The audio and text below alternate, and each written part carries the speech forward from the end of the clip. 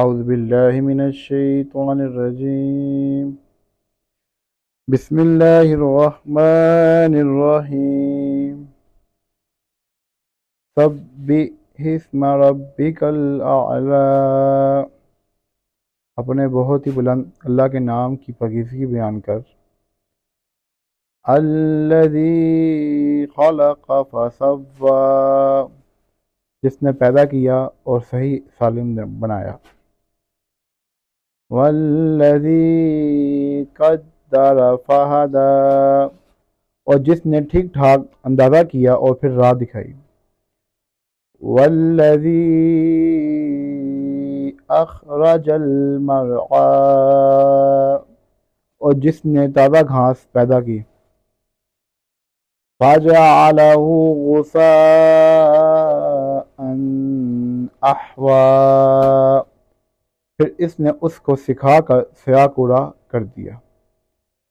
سنقرئک فلا تنسیٰ، ہم تجھے پڑھائیں گے پھر تو نہ بھولے گا۔ الا ما شاء اللہ انہ یعلم الجہر وما یخفی، مگر جو کچھ اللہ چاہے اور وہ ظاہر اور پوشیدہ کو جانتا ہے۔ وَنُيَسِّرُكَ لِلْيُسْرَىٰ، ہم آپ کے لیے آسانی پیدا کر دیں گے۔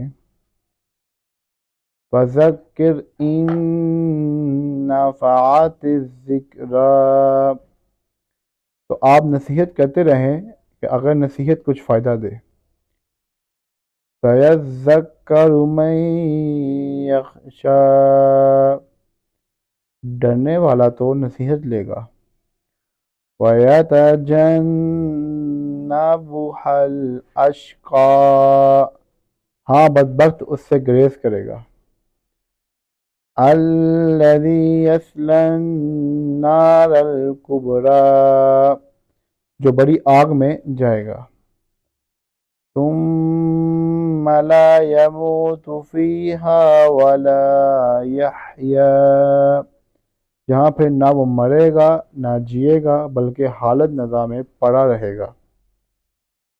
قد افلح من تزکیٰ، بے شک اس نے فلاح پالی جو پاک ہو گیا۔ وذکر اسم ربہ فصلی، اور جس نے اپنے رب کا نام یاد رکھا اور نماز پڑھتا رہا۔ بل تؤثرون الحیاۃ الدنیا، لیکن تم تو دنیا کی زندگی کو ترجیح دیتے ہو۔